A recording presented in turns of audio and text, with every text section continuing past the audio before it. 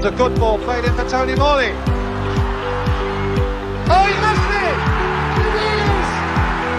Peekaboo! Villa in the lead!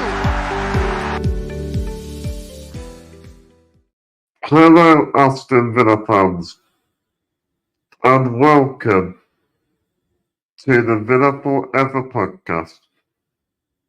I am your host, Chad Williams.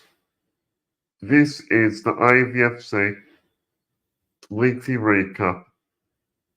Please subscribe and give this video the thumbs up. This is your weekly dose of Aston Villa headlines and news. Debut goal for Amadou Onana and John Duran was the final say. Onana, what's the name? Onana, what's the name? Well, Aston Villa have got their season up and running at the London Stadium with a memorable win on the opening day. 2-1 to Aston Villa was the final score. An absolute dream start. Obviously, just what Unai Emery wanted. I mean, he looks very happy. And the away fans, I mean, in that away end were absolutely ecstatic. It's nice to get an opening day victory. I think it was a few years the last time. So if anyone in the comments can tell me when the last opening day victory, let me know. But I know it's been a few years. But again, Unai, it's another curse that Emery has broken again. The victory feels so good. Well, I'll tell you my thoughts about the game. I thought in the first half, we completely dominated it. The match from the first whistle. So you can really see the hunger of the players. On the front foot, straight on the attack. We looked a real threat. On the front foot, going forward. You had Morgan Rogers, Leon Bailey, also in the pace of Watkins as well. It was a real problem for West Ham. And Rogers was full of energy and pace as well. And it really shows how good our forward line is. And it shows how much quality we have in the squad. Also, Morgan Rogers had so much freedom to run into. He was a real spark of energy. Every time he got the ball, you knew what he was going to do with it. Getting us on the break. He was driving constantly forward. And we had some opportunities every time we went forward. And Rogers just looked so much confidence. And I think he probably could be the player of the season at the end of the season. But another thing that I observed on this game, we controlled the ball very well. I really enjoyed watching it. With our passing, it looked effortless. But you can see that Unai, but they've been really working hard in the training sessions. And the hard work has definitely paid off. Paul Torres, he made some very decent passes into the midfield and attacking positions. Also, Torres got into some very advanced positions. There was a time in the first half when he had no pressure on him at all, and he just kept going. But I really enjoy watching Torres. He's a lovely footballer, very talented player. No pressure on West Ham at all. And John McGinn, as captain, was definitely up for this game. Yuri Tielemans was pulling the strings. He was orchestrating the midfield. And there's some brilliant passes on the ground as well. And keeping the team's authority with possession Also, he's a very calm influence with the ball. And I think with the two Belgian players, I think the Belgian double pivot with Tielemans and Amadou Onana definitely works a treat. Let's talk about our £50 million signing that we saw in the window. Onana, what a day for him. It'll be a day when he will never forget, and he'll always remember it. Remember Aston Villa debut goal. Who needs Douglas Luiz? Douglas Luiz, who? What a goal. That is an absolute bullet of a header. He was there before everybody else. He showed so much desire. He was completely unmarked in the box. And I did say in my previous podcast about his very good physicality and aerial ability. So I do like a lot of his attributes. But I spoke on ITV News Central in an article that I did with ITV journalist Zayn. And I did say Douglas Luiz is replaceable, and it definitely proved it. Onana was the man of the match.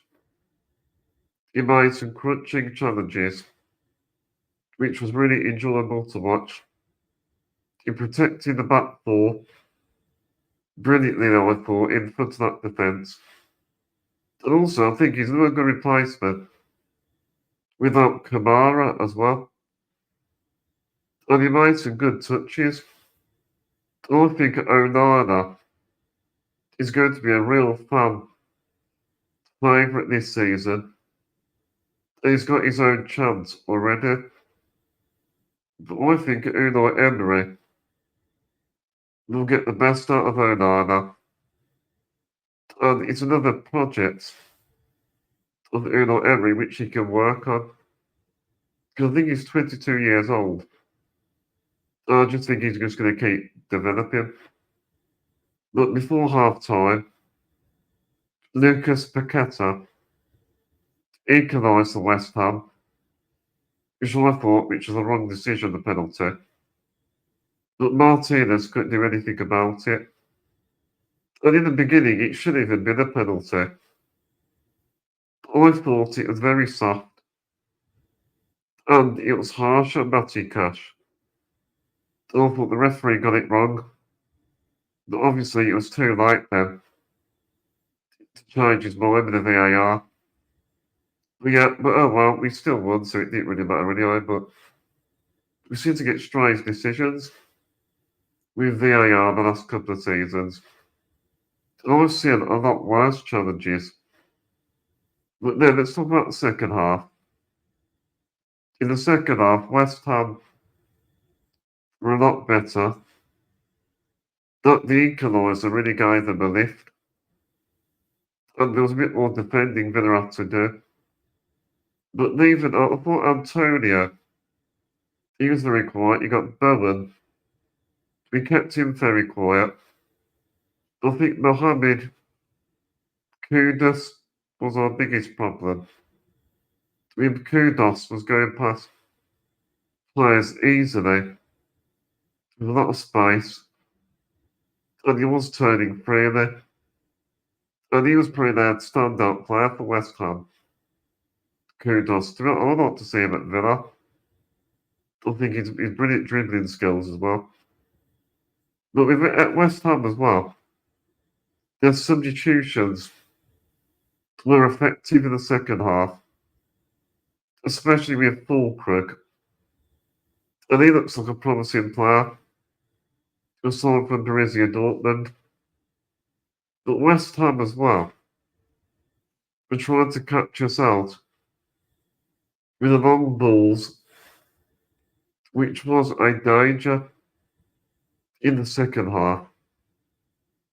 But he managed with it really well. Well, let's talk about the hero. Duran, scoring the winner. It had to be him, didn't it? And it was just in the script. Beautiful attacking move. And Duran scored with a very powerful finish underneath Ariana's legs. And it's like as if that move we watched, it's something they're pretty practiced in training. And what is a bit like prime Barcelona. That's what that move was like. But Duran, he deserved that goal. I mean, when he comes off the bench, you can see his work rate. How hard he works. I think he's very useful, especially as a substitute. I mean, let's look back to last season. That former home game against Liverpool. But it just proves it, what such a threat he is. And I know I've criticised Duran in a previous podcast, but that guy has not so much potential. And he's very talented. And he really could be a future star. Just needs to stop the bad attitude.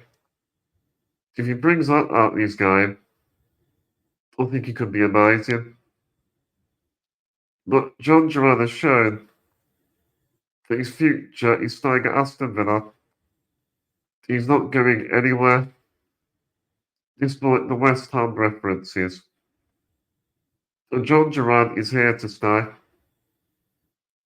We had good chances in this game, as well, during the whole game, which I'll talk about. Morgan Rogers, you got Leon Bailey hitting the post. And maybe you could have squared it to Watkins. But Bailey obviously wanted to score by himself. But he was very close there. Then you got John McGinn. He nearly scored as well. He come very close. But I think we should have won this game from a bigger scoreline. But it was the right result. And to be fair, it was a fair reflection of the game as well. Well, one more thing to mention about the match. Ollie Watkins was involved, but he didn't get many touches. He didn't really get the ball that often. Although he's been quite quiet. But let's remember, he didn't play in pre-season because of playing for England in the Euros. So if you think about it like that, it's going to take him some time to get his match sharpness and fitness, but I'm sure it won't take Watkins long to be back to his best. I'm not really concerned about it. Well, then you got Sushek at the end of the game. He gave us a little scare. I think he scored against us, it might have been last season, I think. But he just couldn't finish. And that's probably West Ham United's biggest chance in the Sushek chance. But overall, their finishing was very poor. And then I think after that, the 3 points was ours. Well, I really enjoyed the scenes at the final whistle in front of the supporters. And Amadou Onana, well, absolutely loved it at the end when he was giving the fist at the end in front of the travelling supporters. It reminded me of what Jurgen Klopp used to do with Liverpool. And it's just an absolute jubilation. But this is just the beginning. There's more to come from this season. And we've got Champions League football to look forward to, which will be announced on the 29th of August. I mean, that's going to be a dream come true, that is. Playing the likes of Real Madrid. If I had to pick, I think that would be my dream fixture for the Champions League. And let's talk about the new away kit very quickly before I finish. I really enjoyed seeing the unveiling of the new Aston Villa away kit, and it was the opening of the brand new store in Villa Park. And what's great about it is as well, the size of the store's even bigger, a lot bigger as well, and you got more choice of what to choose from as well. But about the away shirt, I really like the design. The light blue stripes really suit the shirt. I think it's a nice shirt. It looks amazing. Also, we get a lot of a celebrity on board again. There's a clever idea from Aston Villa getting Sharon Osbourne to promote the launch of the new kit. Very clever idea. And obviously the opening of the new store. It's a good idea because it gives it more publicity. It's another way to get us well known around the world globally as well, which again, genius idea with Chris Heck.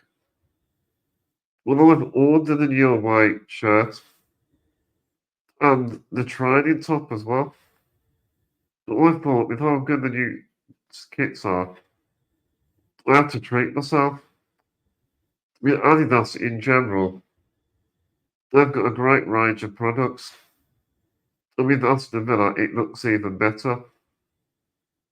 Well, before I finish, on Thursday, my next podcast is coming up. The Pre-Match Talk Show will be back. I'll be talking before Aston Villa's first home game of the season against Arsenal. My friend Niall Dolan. Niall will be on the show again. And also, I'm trying to get two Arsenal fans. Somebody from the Arsenal Vision podcast. And also a radio show presenter, Stephen Bradley, who is a big Arsenal fan. So look out for that episode, everybody. Oh, well, that is all that is left for this week's weekly recap. Remember to subscribe. Let me know your thoughts in the comment section. And please give us a 5-star review as well, which you can do on our audio platforms, including Spotify, Amazon Music, Apple Podcasts. So that would really be helpful. Thank you everyone for watching, and up the Villa.